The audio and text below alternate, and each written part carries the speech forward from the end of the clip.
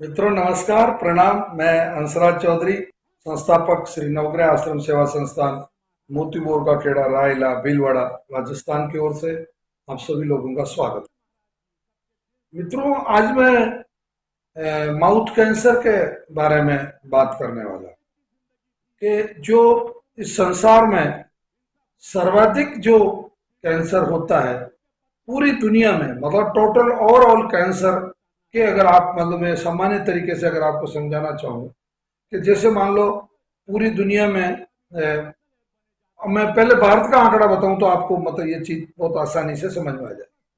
पूरे भारत में प्रति वर्ष करीब करीब 15-16 लाख नए लोगों को कैंसर होता है। मतलब नए लोग, 15 लाख लोगों को, नए लोग जो होते हैं वो नए कैंसर पीड़ित होते हैं। ठीक। अब उन 15 लाख में से 15 लाख टोटल जो कैंसर है पेशेंट है, उनमें से 5 लाख लोगों को माउथ कैंसर होता है, ओरल कैंसर होता है। तो आप देख लीजिए, मतलब 33% में केवल ओरल कैंसर है, और बाकी का बचा हुआ जो 66% है उसमें आपके सब कैंसर आ गए, जो महिलाओं को भी होते हैं, पुरुषों को भी होते हैं। तो मतलब ये कितना बड़ा आंकड़ा हुआ। अब ये अकेला, अब इस आंकड़े को पकड़िए, 5 लाख लोग। अब यही, अब मैं दुनिया के लेवल पे आपको, पूरे संसार के लेवल पे ये आंकड़ा बताना चाहता हूं। पूरी दुनिया के लेवल पे, पूरे संसार में प्रति वर्ष, मतलब जो जनरल जो कैंसर का जो परसेंटेज है वो तो करीब करीब मतलब 1 करोड़ 30 लाख लोगों को के आसपास मतलब ये कैंसर होता है। कितना? 1 करोड़ 30 लाख। 1 करोड़ बहुत बड़ा फिगर होता है संसार में, इतने लोगों को, मतलब 1.25 करोड़ लोगों को, मतलब एक भारत की आबादी जितने लोगों को मतलब हर साल कैंसर होना बहुत दुखद बात है। बहुत दुखद बात है ये, मतलब कोई अच्छी बात नहीं है। तो अब इतने लोगों को जब कैंसर होता है तो ये मतलब कोई सम्मानजनक आंकड़ा नहीं है। मतलब इसको आप इस दृष्टि से मत लेना कि चलो साहब हमारे भारत में इतना, अरे आप क्या कर रहे हो। अब इसका जो रीजन है, माउथ कैंसर का जो रीजन है, जो ओवरऑल जो ओरल कैंसर जो है, उसमें आपका जबड़ा है, आपकी जीभ है, आपका तालू है, आपके दांत है, नीचे वाले मसूड़े का जो हिस्सा है, ये पूरा का पूरा ये, मतलब यहाँ तक कि हेड एंड नेक कैंसर की श्रेणी में ये आता है। तो आपका गला है, आपकी जो इसोफेगस है, मतलब आपका जो भोजन नली है वो है, आपके फेफड़े हैं, इन सब में तो होता ही होता है।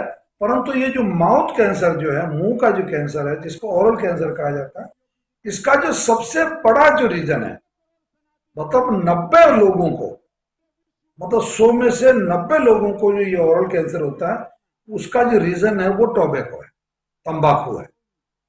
तो अब आप देखिए, मतलब पूरी दुनिया में सबसे ज्यादा कैंसर माउथ कैंसर, फिर भारत में सबसे ज्यादा माउथ कैंसर, फिर भारत में महाराष्ट्र में सबसे ज्यादा माउथ कैंसर। अब तो महाराष्ट्र की भी कोई ऐसा नहीं है, पूरी दुनिया में मतलब ये बहुत जबरदस्त तरीके से मतलब ये कैंसर हो रहा है। और इसका कारण है तंबाकू। तपसीर है, तंबाकू है, ये आप इसको कहीं नाम है, गुटखा है, खैनी है, बीड़ी है, सिगरेट है, चूरट है, चिलम है, पता नहीं, मतलब जितना रिसर्च दुनिया को करना था वो सब इस तंबाकू का उपयोग करने में रिसर्च करने लगे। मतलब तो ये बहुत घातक चीज है। मैं अभी भी आप लोगों से निवेदन करता हूं कि ये जो माउथ कैंसर है, इसका जो बहुत बड़ा रीजन है वो तंबाकू है। और आप तंबाकू और गुटखे का सेवन ना करें, इसी में आप लोगों की भलाई है, इसी में आपके परिवार की भलाई है, इसी में इस समाज की भलाई है। और सबसे बड़ी बात है कि परिवार में जब कैंसर हो जाता है ना, तो पूरा परिवार तबाह हो जाता है। मतलब आप आर्थिक रूप से बर्बाद हो जाते हैं, आप शारीरिक रूप से बर्बाद हो जाते हैं, आप मानसिक रूप से टूट जाते हैं। तो ये कई चीजें हैं जो आपको मालूम है, पर आप उस पर अमल करना नहीं चाहते, आप उस पर पालन करना नहीं चाहते, आपका मन कमजोर है। और आप कहते हैं मैं तो बहुत ताकतवर। आप कैसे ताकतवर है? मतलब ऐसा ताकतवर किस काम का कि जो अब मतलब अपनी जिंदगी को ही दांव पे लगा दे, मतलब बर्बाद होना कहाँ की समझदारी है? मुझे तो समझदारी नहीं लगती बर्बाद होने में। और फिर स्वीकार नहीं कर पाते लोग कि हाँ साहब मैं तंबाकू खाता हूँ। तो प्लीज इस ऑरल कैंसर से बचने के लिए इसका जो मुख्य कारण है वो तंबाकू है। आज की जो मेरी कैंसर पे प्रश्नोत्तरी श्रृंखला जो है, कैंसर प्रश्नोत्तरी जिसे श्रृंखला मैंने नाम दिया है, उसमें मैं आज जो मेरा प्रश्न है, पहला प्रश्न जो मैं मुझसे ही पूछ रहा हूं और मैं ही उसका उत्तर दे रहा हूं, क्योंकि ये मुझे ही करना है, आप तो नहीं करेंगे। क्योंकि आप लोगों ने तो ठान रखा है कि ये जानकारी ना तो हम लोगों तक पहुंचाएंगे और बस ये तो हमारे बपोती होगी, ये ज्ञान हमारे तक आ रहा है। हंसराज चौधरी की ड्यूटी है कि हमारे को वीडियो भेजेगा और हम उस वीडियो को सुन के डिलीट कर देंगे बात, और सुनेंगे तो सुनेंगे, नहीं तो नहीं भी सुनेंगे। तो प्रश्न आज का ये है कि ये कैंसर का वीडियो या ये कैंसर की जानकारी लोगों तक पहुंचाने से आपको क्या लाभ होगा? मतलब आपको, मतलब आप जो सुन रहे हैं उनसे मैं बात कर रहा हूं, हंसराज को नहीं। हंसराज ने तो एक कर्तव्य ठान लिया है, एक बीड़ा उठा लिया है, एक हिम्मत कर ली कि भाई मैं जब तक जीवित हूं मैं लोगों को जानकारी दूंगा।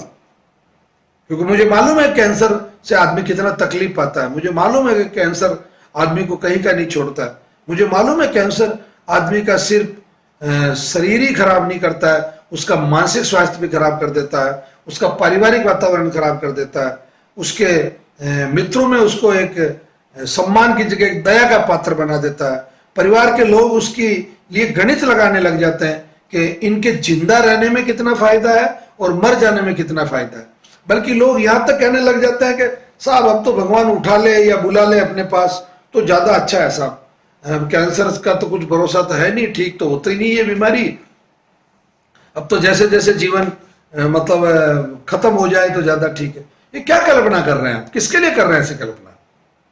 ये खुद के लिए कल्पना करना ही इतना खतरनाक हो सकता है, तो आप किसी और के लिए कल्पना करना तो और ज्यादा खतरनाक कर रहे हैं। मतलब आपका जीवन है, आप चाहे जैसे औषधि ले, आप चाहे जैसे परहेज रखें, आप चाहे जितना विश्वास रखें, तो आपको चाहे जितना लाभ भी होगा।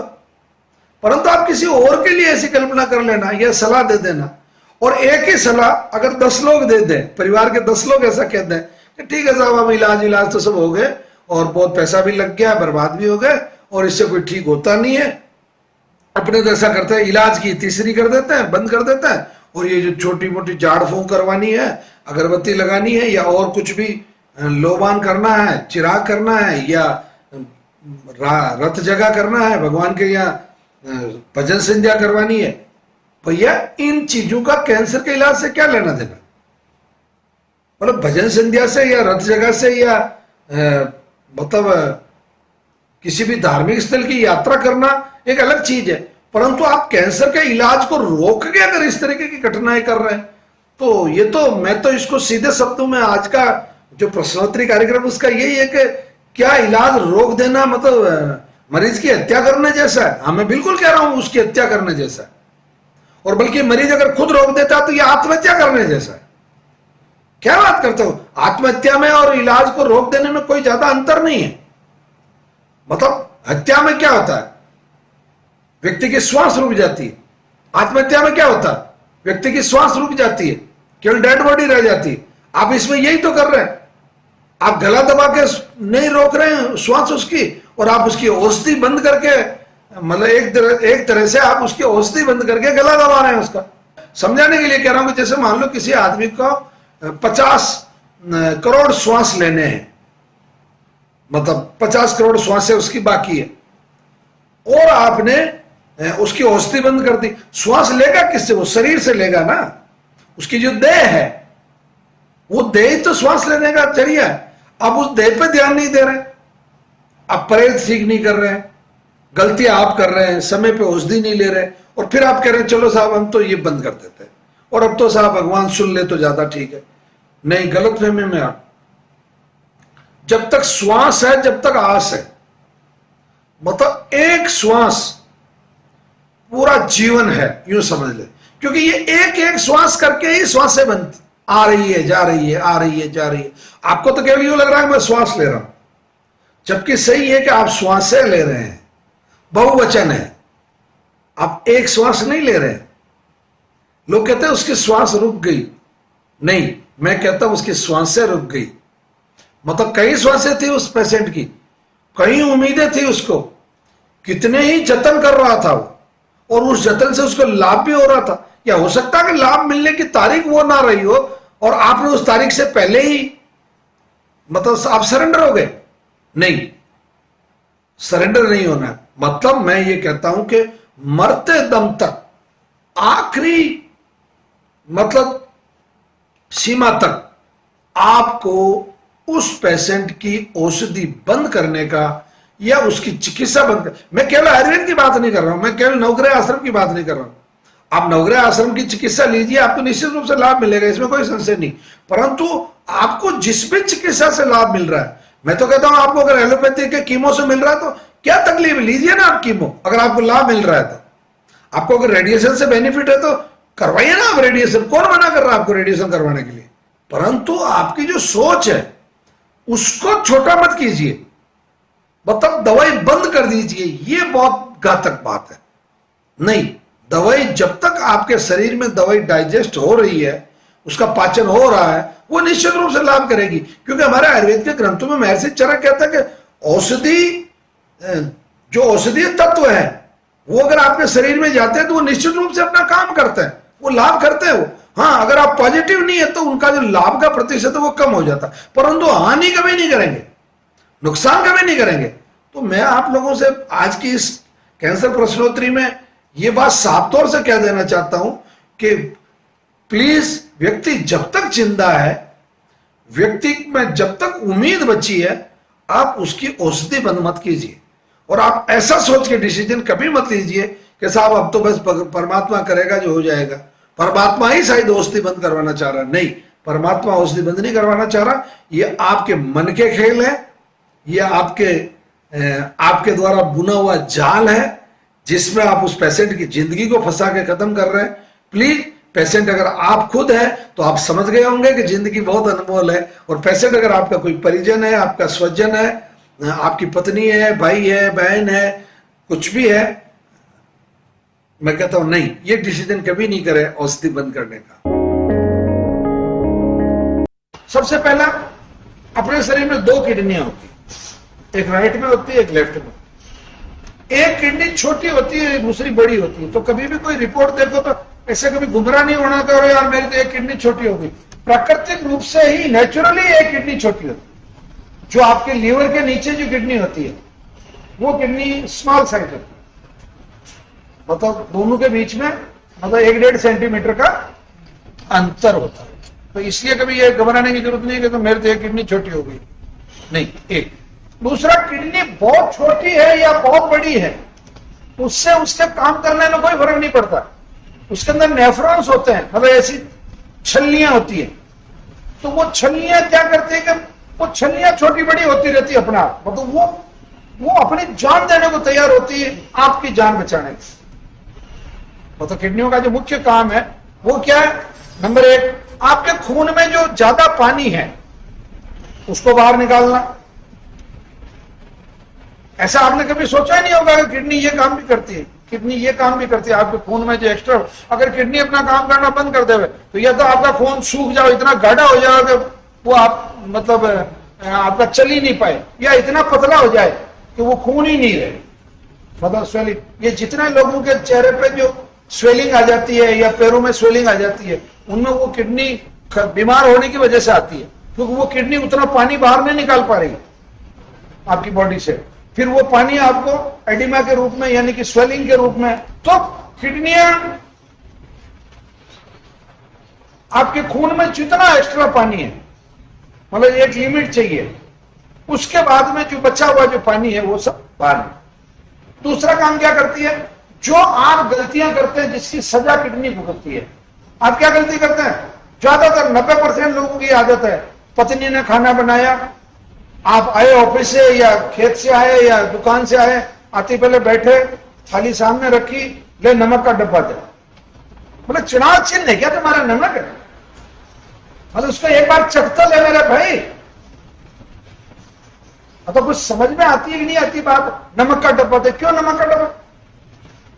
एक। दूसरा, ज्यादातर घरों में वो तो 95% घरों में है। ये जितना चाहे टाटा का नमक है चाहे किसी का भी, ये जो सफेद नमक जो है समुद्र का जो नमक है, ये समुद्र का नमक आपके लिए सबसे ज्यादा घातक। आज की तारीख में अधिकतर लोगों की जो किडनियां खराब हो रही है वो समुद्र के नमक की वजह से हो रही है। इसके पीछे कारण ये है कि उसके अंदर इतना sodium, calcium, magnesium, phosphorus, potash, urea, sulphur, ये सब का सब नदियों के थ्रू जहर है। ये जो जहर है, ये जहर सब जा रहा है समुद्र में, और समुद्र से उस जहर में से केवल पानी पानी उड़ा के जो प्योर जहर है उसमें भी आप बच नहीं सकते। मतलब पूरा का वैसे भी आप समुद्र का पानी नहीं पी सकते।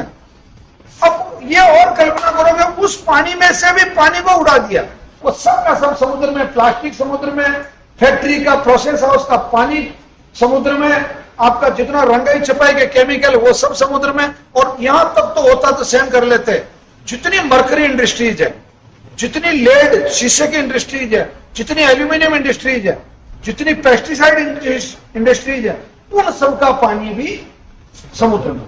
तो ये बहुत बड़ा कारण है। तो आज एक कसम तो यहां से लेके जाना कि मैं घर पे जाकर खाना भी नहीं खाऊंगा जब तक सेंधा नमक लेके नहीं आऊंगा। हालांकि किडनी पेशेंट को तो नमक नहीं खाना, परंतु दूसरे परिवार के लोगों को भी बचाना। और आपकी भी जब किडनी ठीक हो जाए, मतलब आप 4 महीने, 5 महीने, 6 महीने, जिसका जो कितना तरीके से दवाई लेता है वो उतना जल्दी ठीक होता है, सीधी सी बात है। तो उसके बाद में आपको अगर नमक की शुरुआत करनी तो सेंधा नमक से ही करनी। मतलब आज के बाद में जिंदगी में चाहे डायबिटीज पेशेंट है, चाहे कैंसर पेशेंट है, चाहे किडनी पेशेंट है, चाहे उसके परिवार वाले, आप लोगों को सेंधा नमक के अलावा नहीं खाना। चलिए, किडनी एक काम और करती है, आपका जो ब्लड प्रेशर है ना, इसको किडनी मेंटेन करती है, हार्ट नहीं करता कभी भी।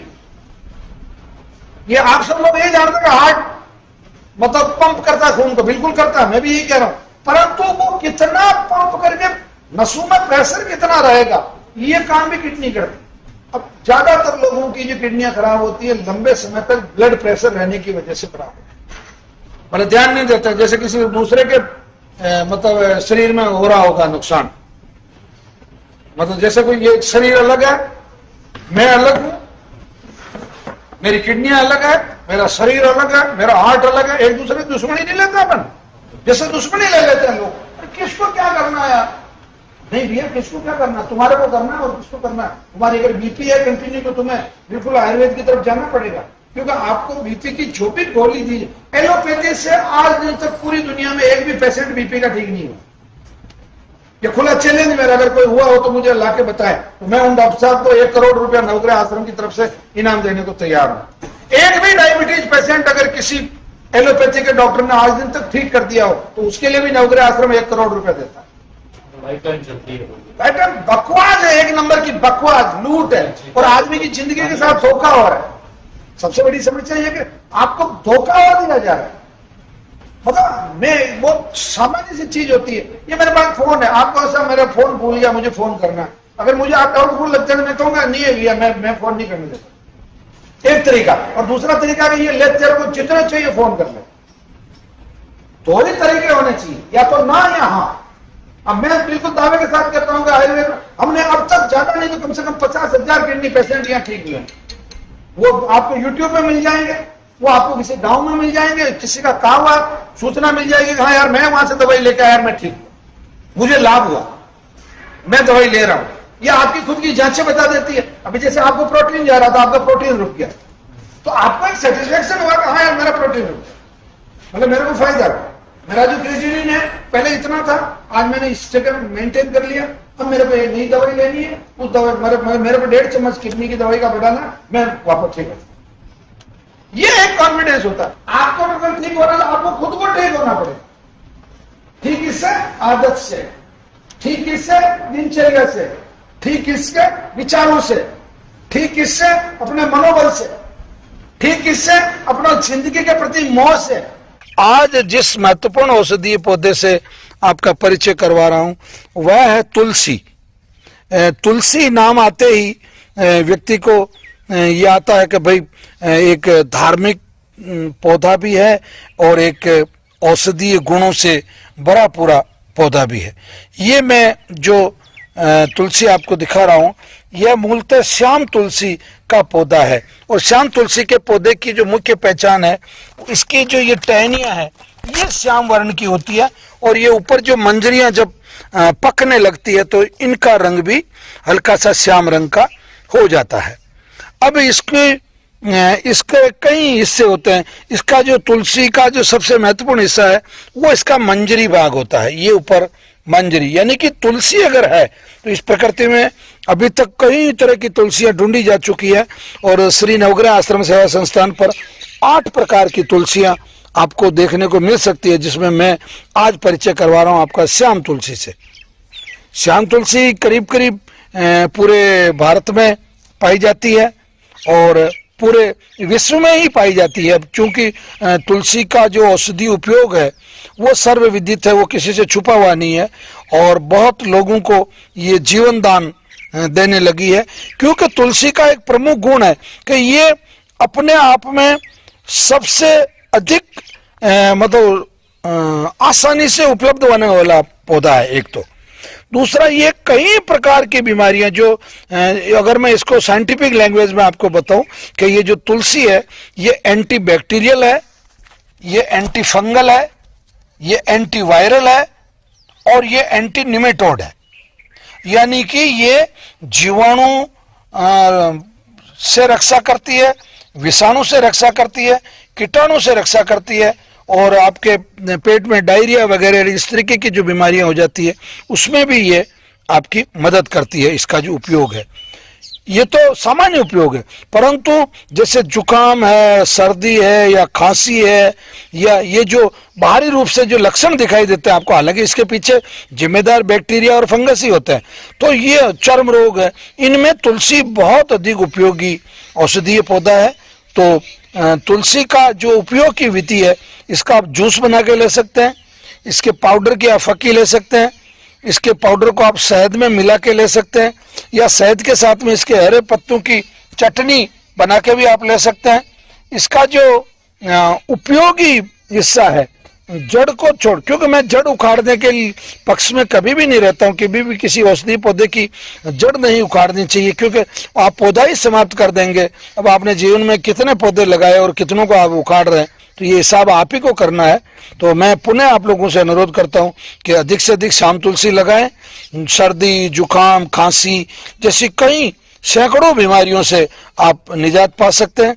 इसमें चूंकि इसके पत्तों में मरकरी की मात्रा होती है, यानी कि पारे की मात्रा होती है, तो अतः इसको या तो शहद के साथ या जल के साथ या दूध के साथ, मतलब किसी न किसी अन्य घटक के साथ मिला के आपको इसका उपयोग करना है। इसकी हर अवस्था में इसकी जो अधिकतम मात्रा है वो 10 ग्राम से ज्यादा ना लें एक समय के लिए, और सूखी हुई जो मात्रा है वो 15 ग्राम सूखा पाउडर जो है उससे ज्यादा इसका उपयोग आप ना करें। इससे अधिक उपयोग करने पर आपको नुकसान होने की संभावना रहती है।